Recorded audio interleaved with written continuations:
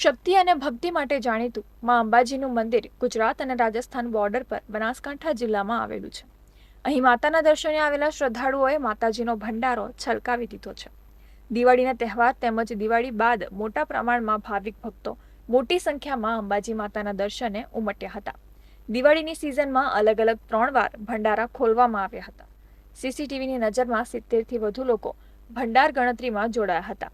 આ ભંડારની ગણતરી કરતા મંદિરને કરોડો રૂપિયાનું દાન મળ્યું છે.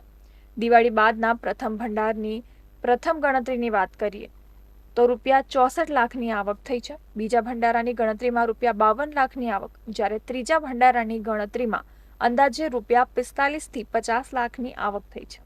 આવક કુલ રૂપિયા 1.65 કરોડની અને સોના ચાંદી સાથેનું પણ દાન આપવામાં આવ્યું છે. જોકે આ ઉપરાંતના દિવસોમાં ભંડારની આવક ઓછી હોવાનું મંદિરના વહીવટદારે જણાવ્યું હતું. આ વખતે દિવાળીથી આજ દિન સુધી જે 3 વખત ભંડાર ગણતરી કરી, લગભગ એમાં એકંદરે